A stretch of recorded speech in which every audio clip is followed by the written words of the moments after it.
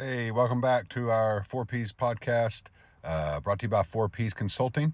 So we're going to just jump in real quick. And if you've joined us before, hopefully you've seen our introductory video introducing you to the basics of the 4P concept. It's what we believe are the 4 pillars of business success.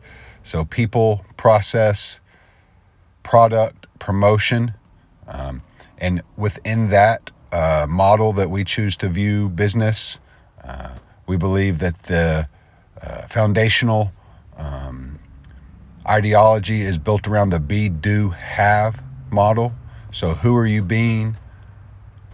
What are you doing to have the things that you want to have? So we're going to start in now on the have. So we flipped that be, do, have equation and sort of working backwards.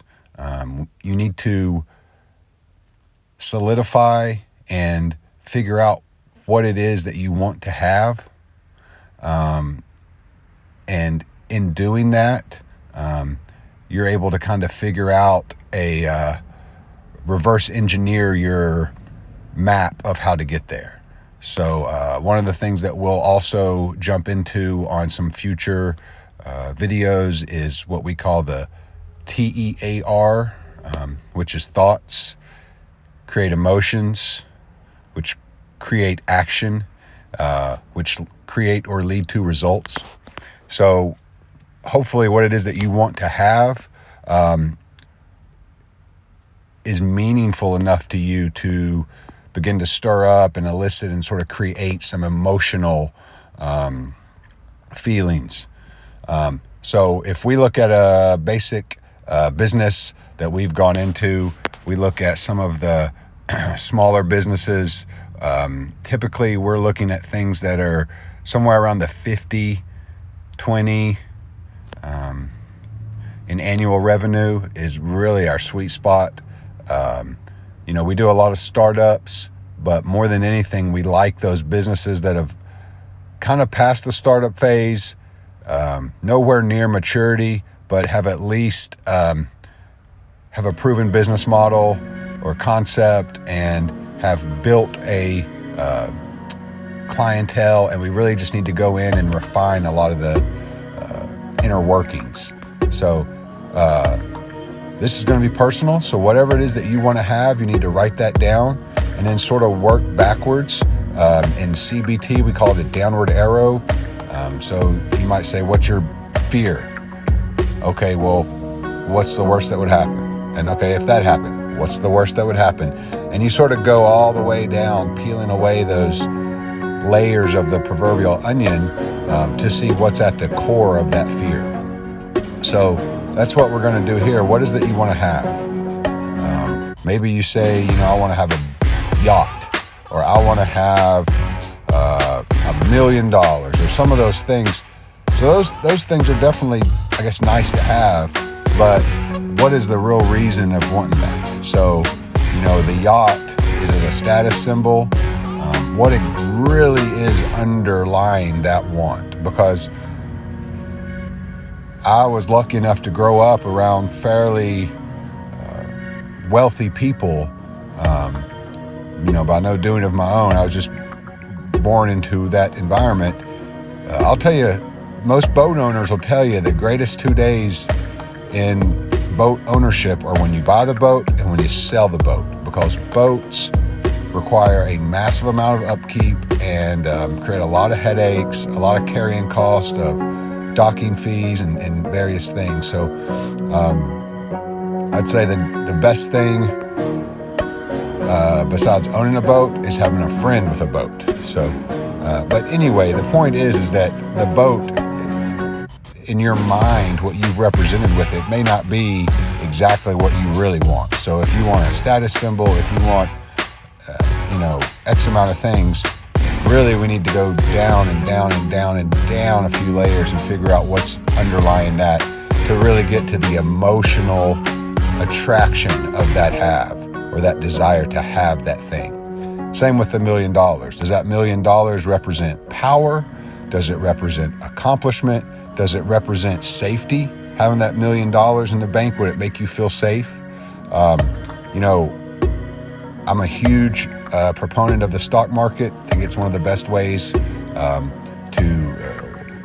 capitalize on other people's hard work and ingenuity.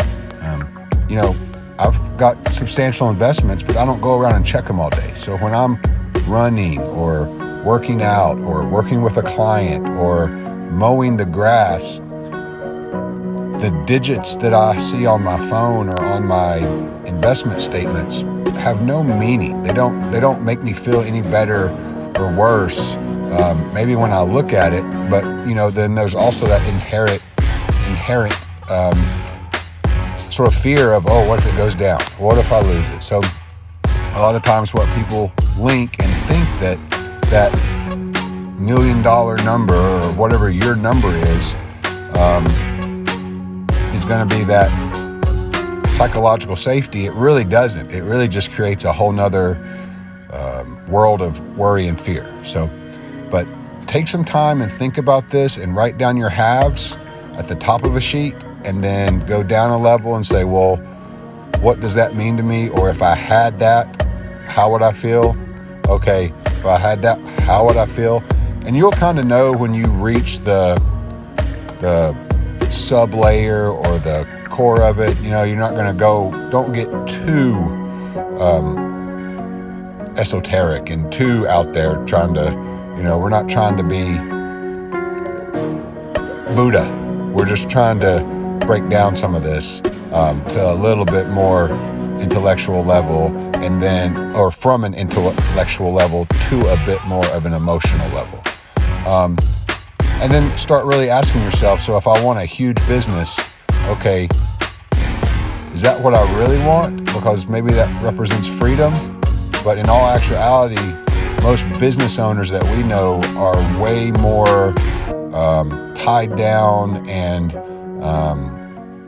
become almost enslaved to their business and their employees and their customers and, the million other hats that they wear in their business than they would be if they worked in a regular job.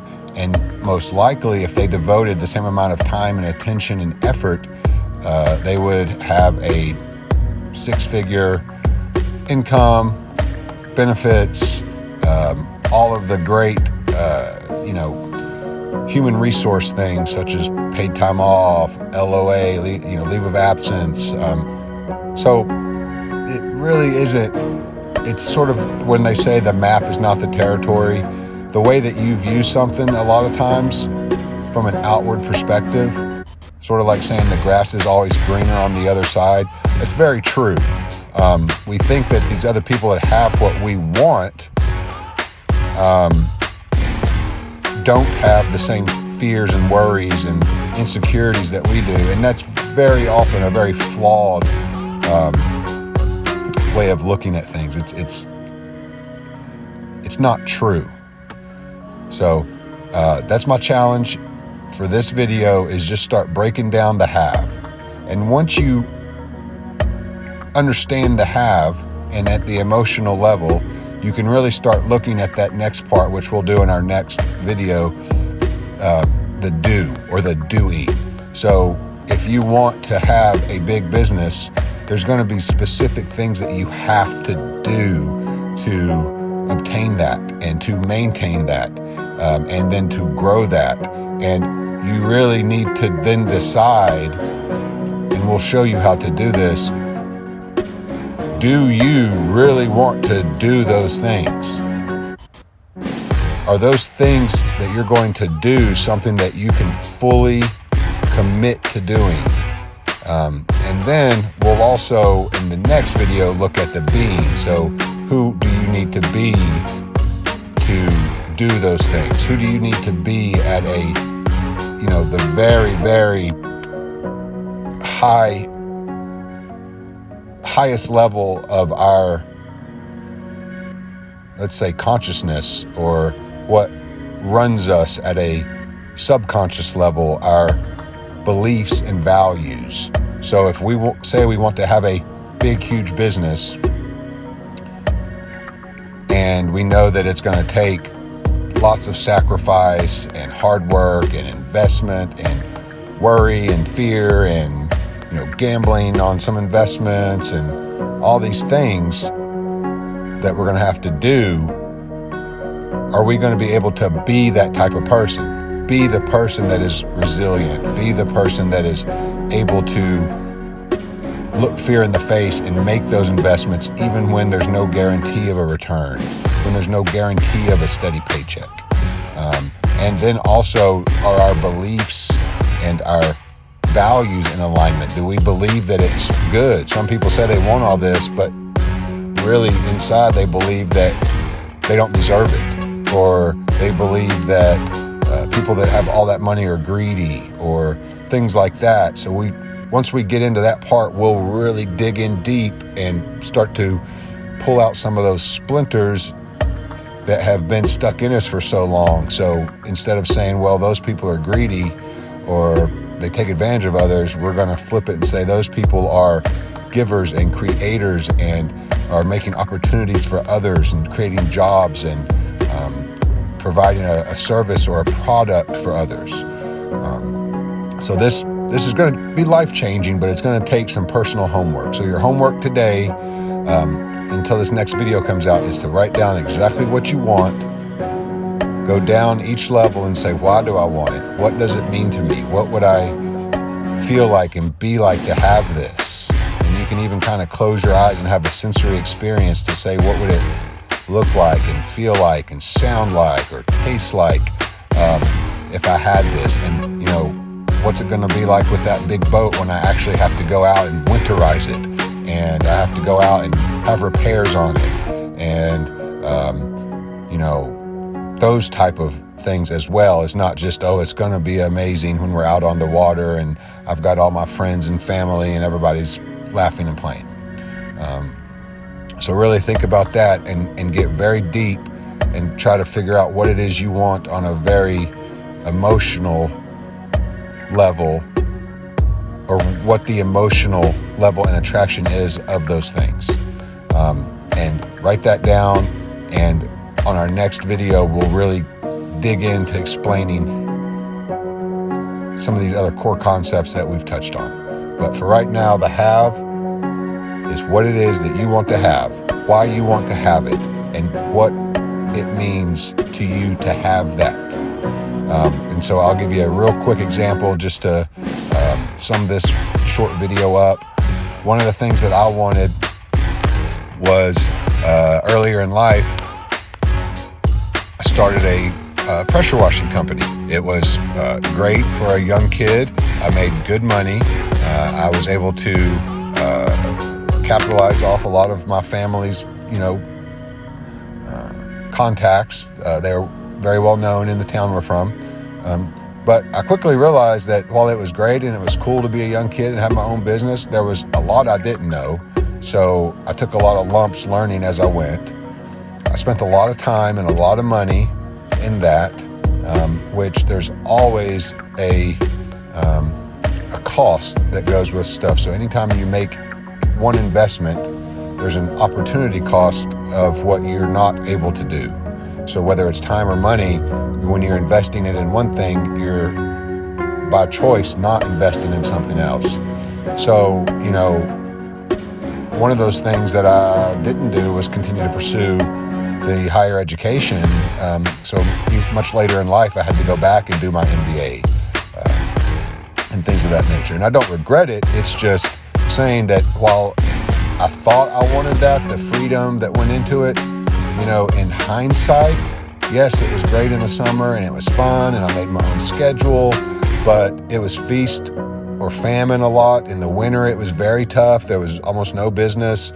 So I really had to be strict about budgeting, just things of that nature. And then, I started to realize as I learned more about business and more about things that wasn't what I wanted to spend the rest of my life doing. It wasn't, it didn't have enough.